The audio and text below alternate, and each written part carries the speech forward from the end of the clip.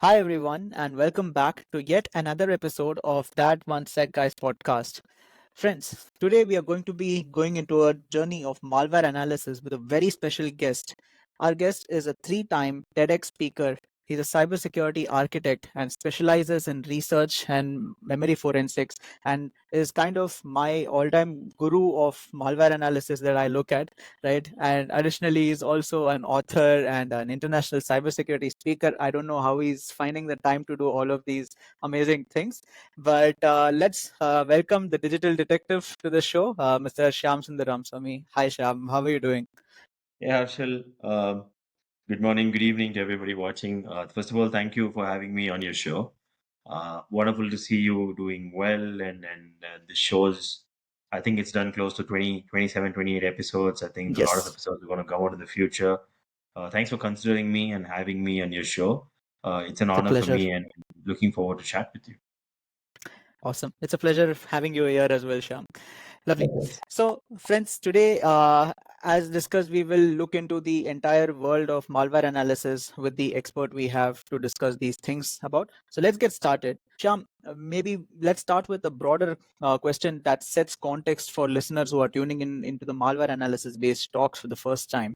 So, with the ever changing nature of cyber threats, Shyam, in your experience doing what you do for a long time now, how has the landscape of malware analysis kind of changed in the recent years, and especially after the COVID era? And are there any sort of specific trends you've observed in times of types of attacks that are being happening and the kind of techniques that attackers are using? So the malware world is a very funny world, to be honest. Okay, the world believes in two things, saying that, oh my God, new malwares come out every day. People are churning out a lot of chunks of code. But the dark myth or the reality of the malware world is very simple. Only 3% of the audience basically writes code. It's heavily Mm, inspired, heavily remixed and reused content, where a set of samples previously influences other set of samples, and then it keeps going on. For mm, example, if you see threat A is basically, let's say, written in Delphi or written in Rust, for example, that gets transported into C++ and suits the needs. Okay. Now, okay. having said that, I'll just bring in a very interesting reality to the picture here. Now, Emotet was a group that was been active, I mean, since Mm, probably donkey's years, let's say 20 years, for example. Okay. right. Now, they kind of stopped. They announced that Mm, they stopped, and then they were caught, and then tons of things would happen. But you still see Emotet continues to evolve through other threat actors. mhm, And the logic looks simple. It comes in via an email, which is technically we call it as mal spam, where a mhm, malware gets attached with an email, mhm. and it still is delivered and deployed using Office documents, which is Word, Excel, or PowerPoint. Okay. Now you can ask me saying that you know the tricks of the trade. Antivirus can easily detect it. Why nobody is able to catch it? Because it's the Mm, same pattern, same set of dropping mechanisms, same mm, infrastructure. But why mm. AVs still struggle to, you know, um, capture it? Well, the answer that remains to that question is the Windows world is very vast. Okay. Mhm, If you see a very minute difference between the Windows and the Linux world is Windows is heavily documented, and mhm, there are tons and tons of API features that we may or may not know, right? Is mhm. heavily abused. The whole Windows malware executes nothing out of the box. It just reinvents its wheel in a way where whatever exists in today's Windows, it makes use of it. Okay. So that's how the landscape continues to evolve. This is one side of it. Now, the Okay. very interesting second side of things I would basically talk about is malvertising. Mhm, Now, this started years before COVID. But again, the pandemic brought us to a new set of gears where malvertising started to become very, very popular. mhm, Malvertising is nothing but an act of deploying a malware, making the user download the malware through an mhm. advertisement. Now, if Okay. you Okay. ever open, let's say, everybody has the habit of Googling pretty wildly or roughly, like we're all in a fast-paced world, right? Of course. Let's say you've got a new computer. Let's say you got a new computer, and when you open the computer, you want to quickly download Notepad++. So you Mhm, open the Google search, hit Notepad++, and you don't even read. So what's the first thing that you do, Harshil? I'll ask you this question. Would you download the See, first mine will link? be very biased, right? Because I go through a lot of process before installing. But from a common man standpoint, I'll tell you, I'll just hit a download on the executable and it'll get in. So that's where I'm coming at. So let's see it from the common man standpoint. Would you Uh-huh. hit the button, the first link, the second link, or the third link? The first link, of course. See, that's the catch. Okay. Hmm. Now, if you see on top of the first link, usually it's called sponsored, or it says it's an ad. Nobody Right. reads that. Now, Hmm. malvertising started spreading malware through this mechanism post-pandemic heavily. Hmm. Okay. Hmm. Especially when employees were not going to work, they were working from home.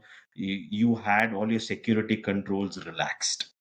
Right. Now, what pandemic brought into this world of malware was a lot of security controls were relaxed because employees were working from home. Hmm. So when you start bringing something from the borders and the shores, which is not supposed to exist or meant to be at home, you're relaxing controls. This is not meant to be that way. So employee has a permission to install something, and then boom, the malware enters your computer. Now, Okay. malvertising heavily started doing rounds Hmm. with the common things like Notepad plus plus, even the Open VPN, and that's how the whole thing started. Okay. Um, Heavily evasive malware also probably talk about that later, but heavily evasive malware also started doing rounds during pandemic. Hmm. Um, the number of samples that's increased, the Hmm. number of offshoots from previous samples, Hmm. along with this remix trend that I mentioned, uh, is on a heavy rise post pandemic, and that's how the threat landscape has widened, has Hmm. changed, and the possibilities are more today. That's the answer to your first question. Awesome, awesome. And I can actually vouch for what you said because I remember distinctly when I saw VX Underground for, sampling certain malwares in 2020 versus when I see it right now. There's the number of malwares to play with itself has increased, which means, of course, the Absolutely. amount of strains have increased in the world. So definitely, right.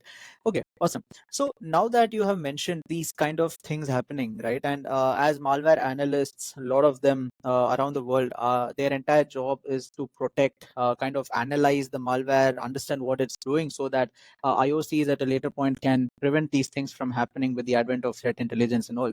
So let's deep down into how malware analysts kind of approach when a sample malware is given to them, and what is the process of malware analysis, what are the different steps in that.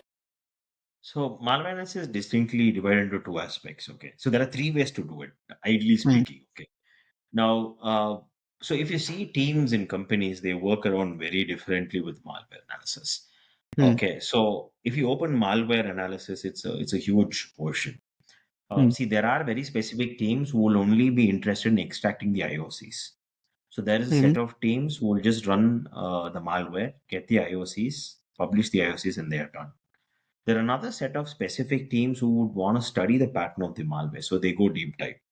Another, Okay. there's a set of team. Usually, what they do is they are behind tracking these threat actors, look for Okay. trades, streams, and the holistic process. Hmm. And Okay. finally, the ones who wants to just study, the families, the inputs, and everything, they have online sandboxes like Cuckoo, Any.Run.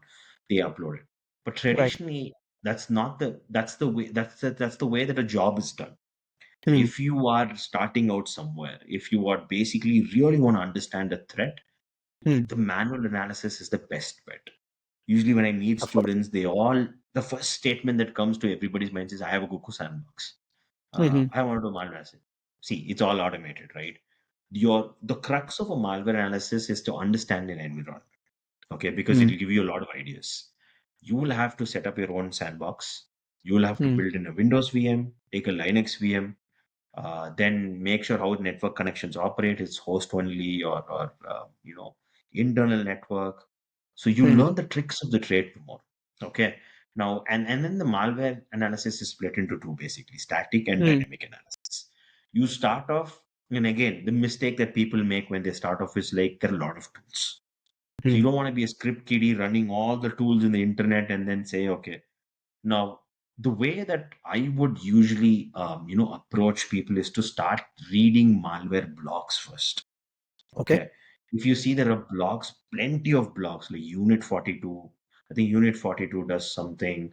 Sentinel One releases really good blogs. I think X or Twitter is the best way to have malware analysis Right. resources. Okay. Now Hmm. read 4 to 5 blogs. This is actually a very reverse way of doing analysis. Okay, but it helps. Okay. Hmm. You'll understand how everybody approaches, the malware analysis. So there Hmm. you'll get the essence of 3 parameters: static, dynamic, and Hmm. basically the internals of the malware. Now, Hmm. static is where you try to understand if the malware is packed, what it is written with, what are the set of strings. Right. Now, if you're dealing with Windows malwares, if you see if the code is not packed, you'll find out if the code is packed or not. If the code is not packed, you'll be able to see the Windows API calls, which will Hmm. start to give you a fair idea whether Hmm. if it's a Word document, it's a PDF, it's an Office document, it's an executable. So you can look at signatures, headers, and tons of stuff and come to a conclusion.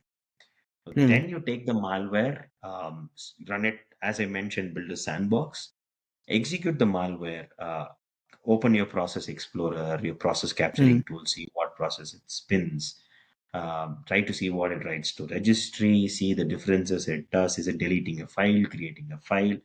Have something of like a fake DNS network where it tries to hit some services. There you Hmm. understand the behavior aspect of it. But if you really want to know the nuts and bolts of the malware, what Hmm. is it trying to do? Is it trying to evade something? What is it made of? Then you'll Hmm. have to take the sample into something called as reverse engineering, where you use Okay. IDA Pro, X32, X64, start point, basics, Right. breakpoint, go line by line, see the memory, Assembly. see these things, disassembly. Okay. Right. Now, Hmm. some people are comfortable with IDA Pro, Hmm. and some people I'm comfortable with X32, X64 debugger usually. Okay. And then there are some people who use Ghidra for the Yes. whole thing. Yes. But Yeah. some of the aspects of Ghidra is automated. So if you want a beginner, start with IDA Pro and then probably move to Hmm. Ghidra where you will understand it. Now, this Right. is the whole full-blown ecosystem of how to study malware analysis. Because you will understand, you will start building a process for yourself. Okay, Okay. so you can start with Office malwares, document malwares, and then executables, Hmm. and then you'll understand the flow of the malware. Basically, when you do static analysis, if it's not obfuscated, you will be seeing that is it a dropper? What is the C2 for it? Is it dropping Hmm. a file? So take a pencil and a paper and always start writing. Okay, Hmm. this drops this drops this. And then the Right. EXE will come, then the real analysis starts. So Okay. I would I would follow this usually steps Okay. because this is a traditional way of doing it, and you'll also get stuck somewhere. Hmm. Which Hmm. means if your traditional tools are not working, it gives you a scope to write a new tool, or it gives you a scope to go out of your comfort zone and find out what's new in it. That's the next big thing, is what I would say. Okay. Awesome. So you actually mentioned some tools, right? X32 and Ghidra and all of these. Of course, these are some very industry standard, amazing tools. But from your experience, I wanted to know what is or what are certain arsenal toolkits that you completely rely upon for malware analysis. And secondly, wanted to also find out if you've used certain different types of techniques in uncovering certain case studies, maybe regarding malware analysis. Absolutely. So my go-to basically tools is I'm very old school. I use strings. Then Okay. I use PE Studio because sometimes the strings in the PE Studio will tell you the entire tale of the malware without running Correct. it. See, Yes. people ignore static analysis. Static analysis, I usually tell this example whenever I teach a class. Mm-hmm. Static analysis is like window shopping. You Mm-hmm. don't have to waste the time trying clothes to see if you like it or not. You can just from outside see if you like it or not and then go. Dynamic analysis is basically spin up the sandbox, take a snapshot, tons of stuff is there. Okay, Right. I heavily use the PE Studio, Detect It Easy, strings, process monitor, uh, Mm. a process explorer. These are the things, I usually, the PE Studio suite, I use it entirely. Mm. Um, and then when it comes to dynamic analysis, I kind of try play around. I heavily rely on X32 or X64 for reverse engineering it. Hmm. I so most of I think good 6 years I worked very less on executables, but I heavily worked on Office documents. I think I Okay. dedicated a good 7 years of my time working only on Office document malwares, Hmm. and that ended up doing I did my research, my thesis also on masters regarding the same, Okay. because it was like tons of I came to a point where I was working. I would see 30 samples a day in PDF. It was like by heart for me. Okay, Hmm. so so I've used a lot of Dilda Stevens PDF suite tools, Hmm. which includes your PDF ID, PDF parser, OLE debugging tools again by Dilda Stevens, so sort of OLE VBA, Hmm. Hmm. all of those things. That's my go-to tool. I heavily Hmm. rely on Remnux. Remnux is one of my sandbox environments, which Right. I can live without. So, Hmm. uh, but I had a comes a point. question about Remnux specifically, but I'll allow you to finish first. No, no, go for it, go for it, go for it.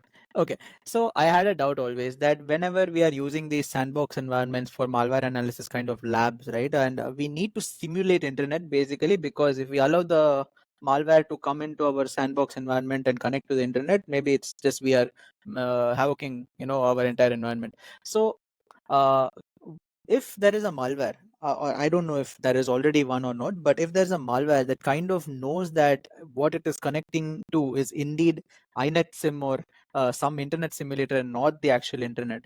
Firstly, does that ever happen? And if that Yeah, yeah. happens, what is the go-to? There are tons of malwares. Okay, we've also overcome a set of malwares. So there are two things. Okay, so malwares. When I think I'm talking about good 7 years back, we saw two samples. Okay, Hmm. I'm not able to recall the name of the sample. So there are two variants of samples we saw. One, what it did was when the malware actually runs, Hmm. it used to check for internet connection. Hmm. Okay, so that's where the whole fake DNS aspect came into picture. So Right. fake DNS is a very no-brainer Python script that just Hmm. prints a DNS record for you. Okay. Hmm. Hmm. Now that's to make sure the malware. So if you have, let's say, line of code 1 to 10, the Hmm. 10th line of code is to just check if the DNS records are returned or not. Otherwise, it goes to a loop and the malware exits. So to Okay. Hmm. simulate this, you just have a print statement, fake DNS, you type, it just keeps printing fake DNS records. Hmm. There was a certain strain of malwares which learned from the previous mistake and started inspecting HTML content of the page that was written. Oh wow. Okay. Okay. So that was another very interesting strain of malwares. So that's where you jump into the aspect of DMZ zone.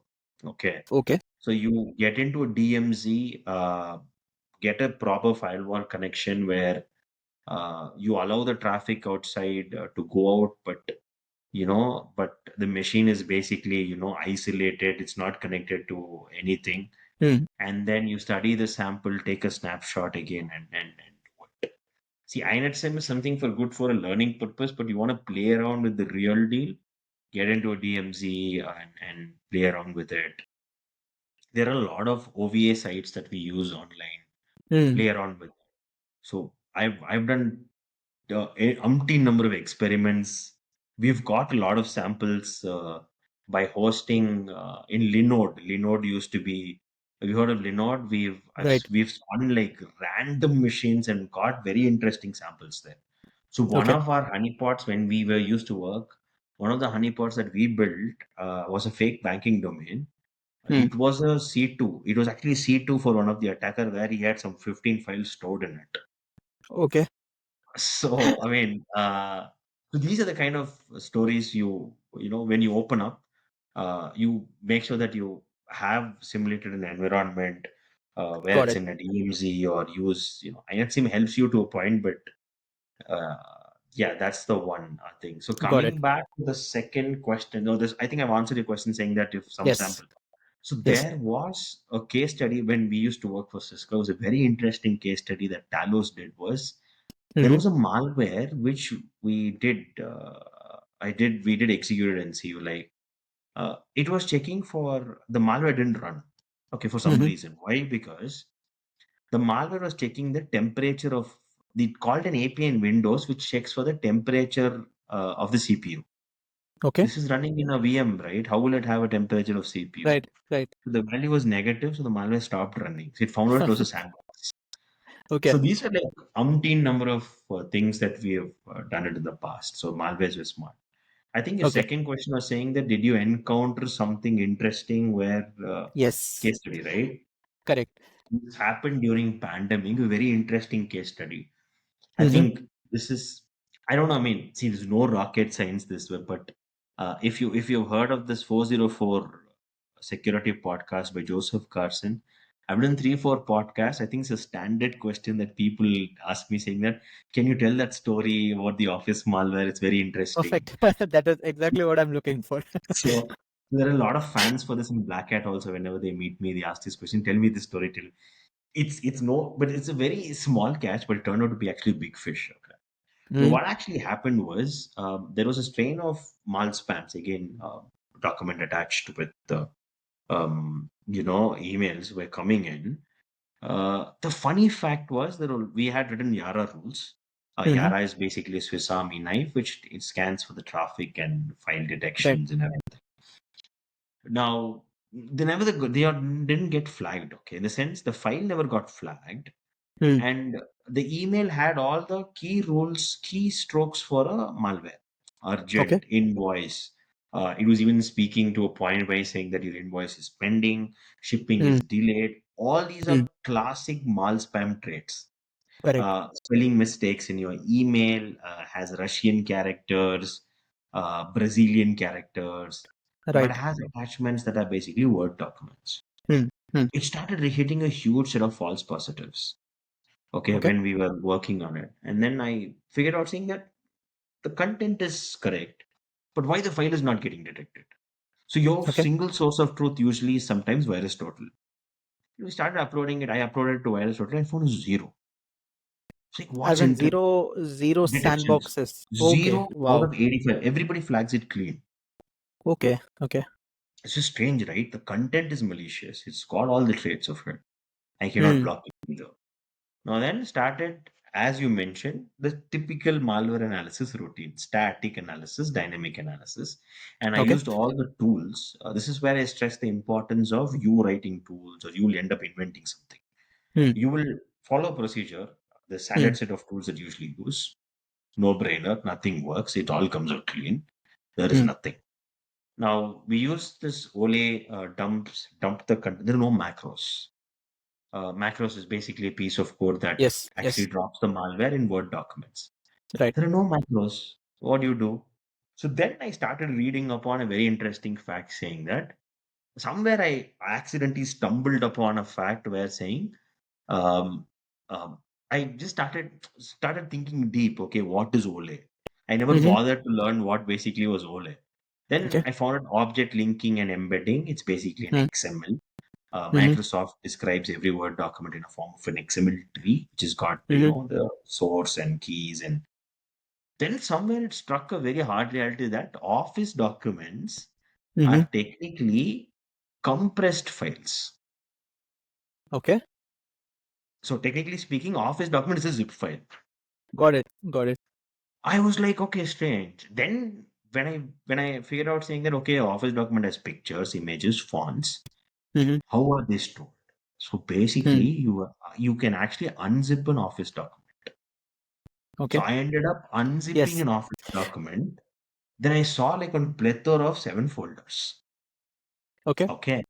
So when Okay. I went through each of these folders, I started seeing where the pictures are parked. Let's say your Word document has a text and a picture, it's parked somewhere.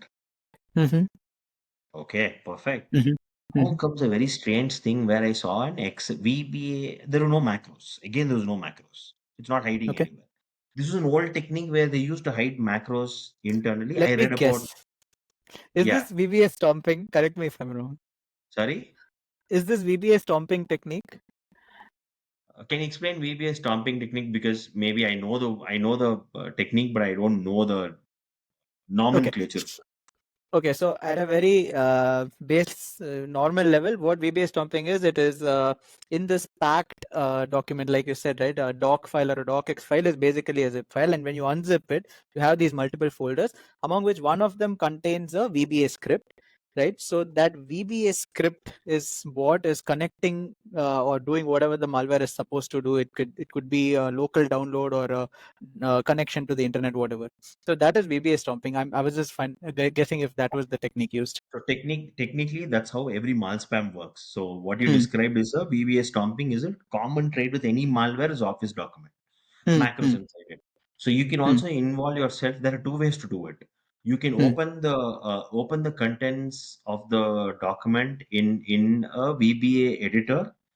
Hmm. Look for the elements associated with it and reverse engineer it. That's another painful task. Okay. Hmm. Hmm. So there'll be a lot of obfuscations. You won't be able to understand it. You'll have to probably go into the VBA script editor, and then you'll have to figure out saying which element text box is mapped to which element, or you'll Okay, have to do a debug dot print and print everything in. So that's VBA stomping. What you explained. Okay. So got it. maybe that's the nomenclature for it. Okay. I Hmm. don't know the term for it. Okay, But there's okay, something strange. There's no VBA script again in this. But how okay, was got it it. downloading malware?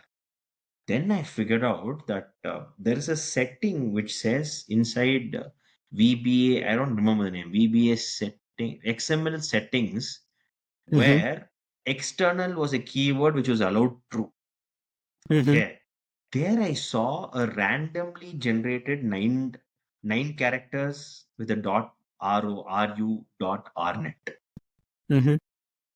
Okay, there's a website there, which Okay. means when you open the Word document, that external keyword means it allows you to download the content from a website, even without a macro. That's Wow. the drop. So I quickly wrote a script where I automated the whole thing. Like this is where I wrote a quick Python script. Hmm. Okay. By the way, there was no Chat GPT 8 years back. Of course, of course. Okay. You had to write it. I had to figure out how to. So I had to write the whole unzip. So there are a lot of Python libraries that helped me. I quickly unzip the Word document. There are a lot of concepts that came into picture, interestingly. Hmm. Temporary memory. I learned a lot in this, how to run it in a temporary memory. There were some Hmm. contributions from my ex-manager. He had taught me about temporary memory so Hmm. that the file never gets into the disk. So that we did. And finally ended up running the sample quickly in a matter of 0.03 seconds against all the incoming files to see if this CNC was hiding or not. This is Okay, okay. something what we discovered. So without macros, malwares can actually run just with this external keyword. When you open it, you can't see the macro, but it will download the actual page. Very interesting. Wow, very awesome. I think you've seen that GIF come about. How your mind is blown. That's exactly how I am right now. Because I Yeah, mean, for as a red teamer, when I do these kind of things, if macro is disabled in an organization, that's pretty much that attack vector itself is blocked for me. Okay, so I don't think beyond that, how can we make a CNC connection and all that? But very wow, good. this is Very. amazing. So this. I think I debuted this somewhere. I think I did it in Black Hat or I don't know where. That Hmm. actually attracted a lot of audience because of this. This I think that technique got me two podcasts with some international podcasts. And Hmm. this is a common story I'm usually associated with wherever I go. They say, I'm telling this story every time, and I mean, it's interesting every time because, yeah, A good story to be associated with as well. thank you. Lovely. Okay. So, Shyam, apart from just these static analysis, there are certain specifics, right? Like, for example, you specialize in memory forensics. Now, that's a different kind of skill set altogether. So, can you explain how memory forensics as a skill set gets complemented with your malware analysis techniques? Absolutely. So malware analysis is a fact where that so you do malware analysis for two reasons. One, you constantly update signatures in a company, or you Mm. probably write blogs and do research, try to understand the threat actors and patterns. One way where you do malware analysis also is to look for patterns continuously to see. Let's say there's one sample that we were looking into long back had a Turkish somebody from Turkey was probably operating. I Okay. think it was from a Turkish poet. The novel quotes were there in a lot of samples. You can see it somewhere. It's like an Easter egg hidden somewhere. So you can get Okay. into that. But the fact remains is memory forensics comes into a bigger picture where you say there are infections that happen in a company Mm-hmm. and they barely know that something is going wrong. And then you get an infected system to retrace the timeline to execute and extract the sample. Mm. So, memory forensics is usually a technique to find out whether you've been infected, and it's heavily on the recreation of timeline. Okay, there are a Okay. lot of cases which comes today saying that I don't know, I clicked on something, but my computer is, ransomware attack, Mm. or I clicked on something is wrong, it's weirdly download something. So it's basically going back to the recreation of the timeline. Okay.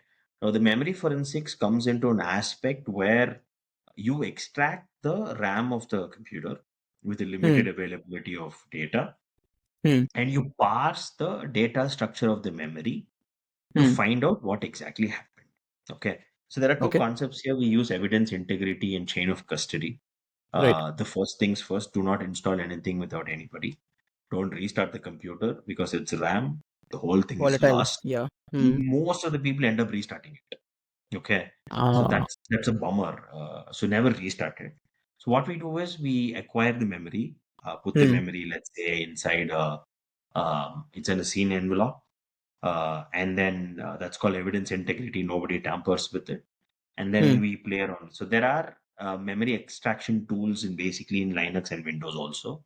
Mm. Microsoft has something called AVML for Linux. Windows has WinPM and tons of stuff. FTK Mm. Imager is a very popular toolkit that we use to Mm. extract memory. So hard disk forensics is different. This is memory forensics.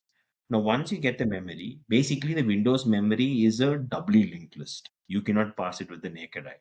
So you use Okay. free frameworks like recall and volatility. So volatility will help you. It's a framework written in Python that helps you to parse the memory. And Mm. but remember, only if you know malware analysis and if Okay. you have done malware analysis manually, you Mm. will be able to know what to look for in a memory. Got it. Mm. It's not a set of 15 commands you run and you're done. Okay. Right. So now let's say this Word document that we analyzed, right? Let's say we spoke about this Word document. Let's say Mm. somebody comes and says that I opened an email, suddenly my computer, I think I'm infected. So what do you go by Mm. the same technique?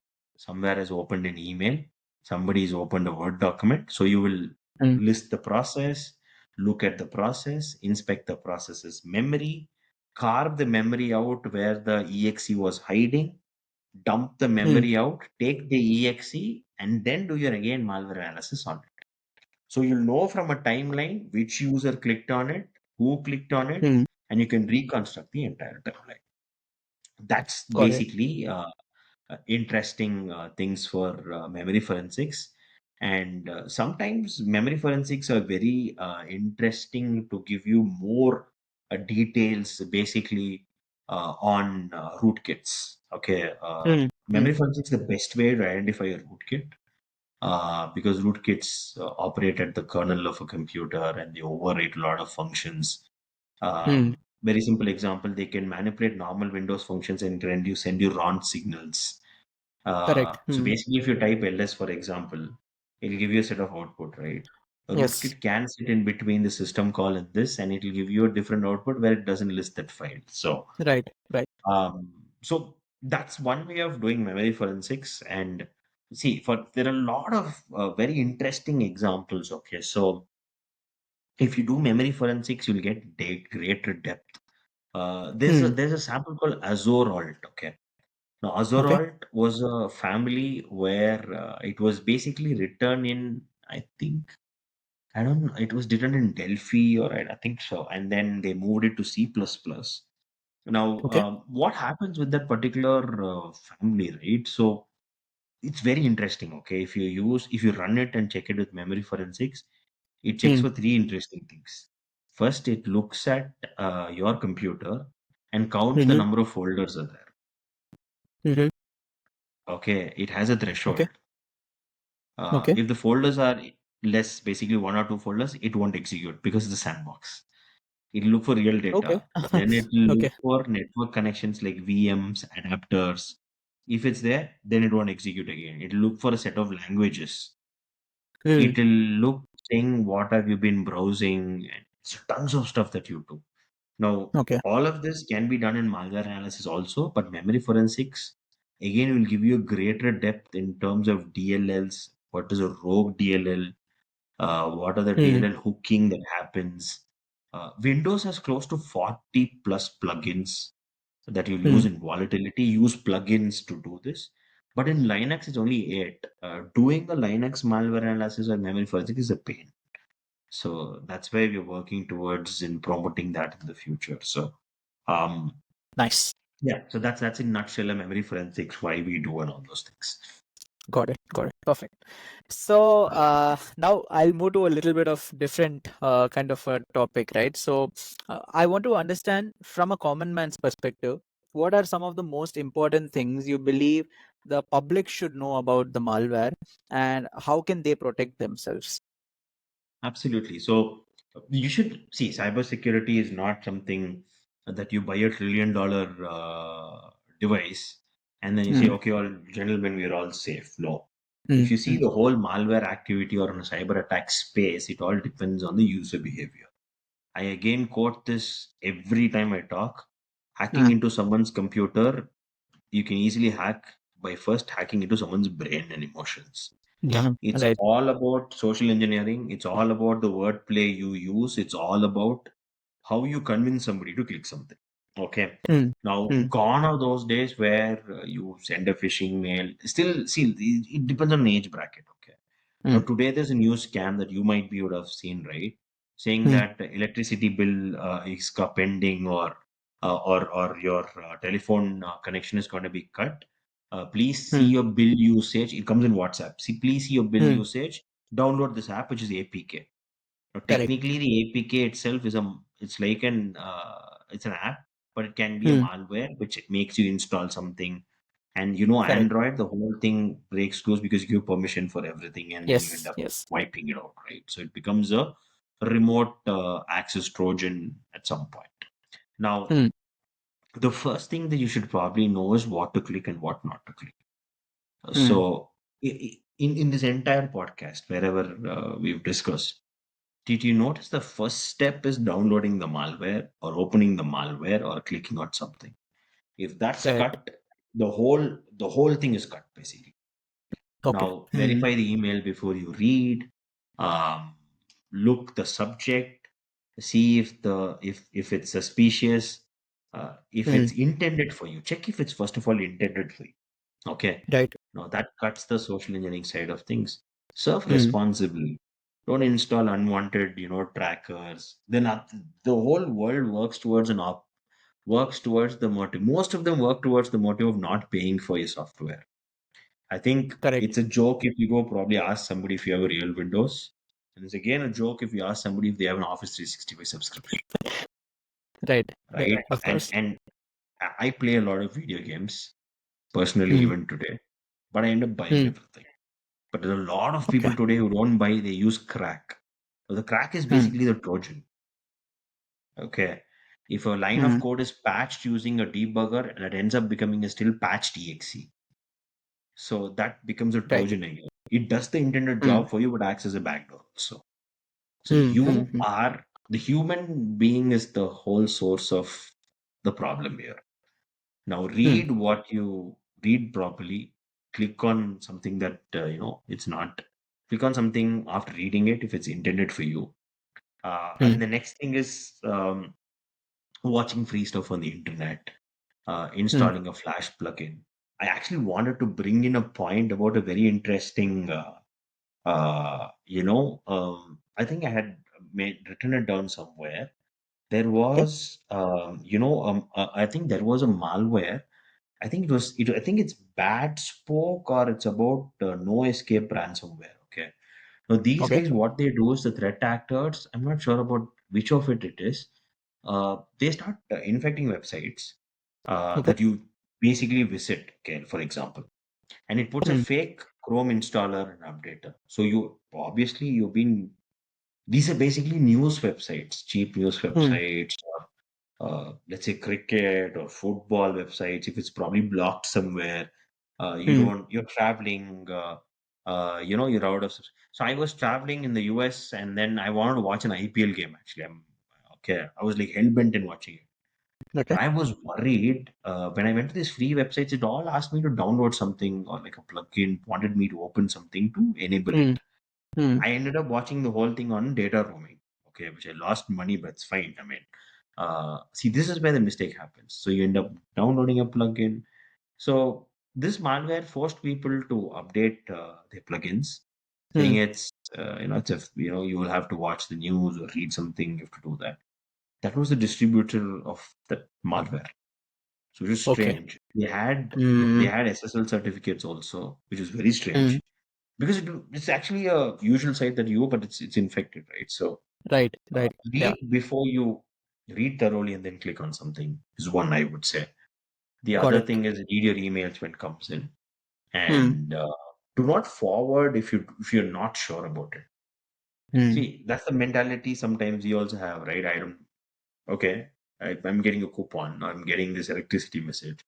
Send it to somebody. Say, buddy, did you get this? Don't do that because that Right. guy is also gonna click on it and say, no, buddy, I didn't get it. Thanks. So Right. uh, stop the forwarding habit until you're sure about it. And the other way Right. is people like you and people like I probably spread the awareness through podcasts, small YouTube shorts, videos. Take it to Hmm. schools. I usually take it to schools, Right. colleges where the rumors basically spread like wildfire. So this also spreads like The wildfire. most vulnerable, right? Because Absolutely. technology is pretty new at that age. Absolutely. Right. That's the Awesome. way I see it. Yes, thanks, Shan. That's some great insights, and I think these are insights that hold true for all kind of people. It's not just for the technically aligned folks, and the crux of everything is to be aware of doing any sort of user interaction with anything you see on the internet, be it a website, be it an app, APK, whatever. Awesome. Okay, so to conclude, my last question, which is solely so that it becomes an artifact in the internet that Shyam did it here first, right? So my last question is, as an expert in malware analysis, what are some things that you want to kind of predict, or what are certain emerging trends you are going to predict in the landscape of malware analysis that you see coming in the next 5 years or in the next decade at least? What I would the biggest threat I would see is in terms of malware. I'll probably generalize it in cyber attacks. Okay, Mm-hmm. it's gonna be the cloud. The cloud's gonna definitely take a hit, Hmm. and I think there are a lot of silent attacks that are happening that we're not aware of because there are tons and tons of logs and data that we have. We heavily rely on the services offered by the cloud. Cross region, cross pollinator attacks are the next big thing that's going to happen. Wait and watch. What is that? Uh, in the sense, coordinated attacks. In different countries, attacks are going to be coordinated in terms of Okay. cloud hosting, Hmm. Okay. and Hmm. the distributed DDoS will probably take a new shape. Okay. That's one thing. You will see a huge rise in the attacks of the samples. It's very Hmm. simple. Just go hit any.run. Okay. Any.run is a Okay. website where you can upload your files. Just go Mm-hmm. hit the trends and see what it was 6 years back. It's massive today.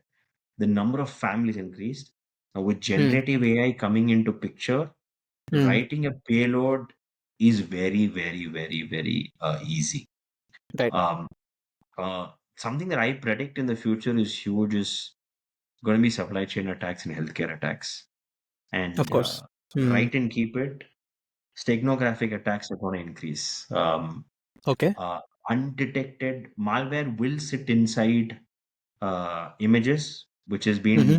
been working for 6 7 years. People are doing it, but Mm-hmm. it is definitely going to take a very different shape where Mm-hmm. a pixel can drop a malware, or a Wow. pixel can contain a PowerShell code. A pixel will be used to be invocated. Unless you invest on deep learning systems, you cannot catch this.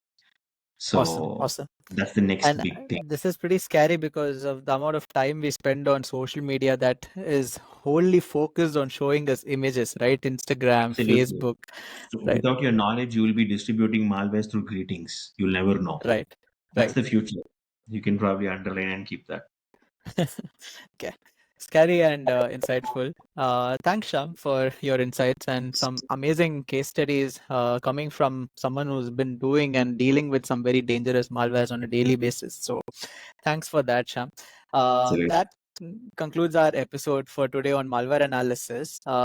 Thank you, viewers, for tuning into this episode. And if you like this episode, consider dropping a like. And as always, if you like this channel for the efforts it takes in bringing in industry experts and delivering insights about cybersecurity concepts, please do consider subscribing and sharing the channel. And until next episode, stay safe and stay curious.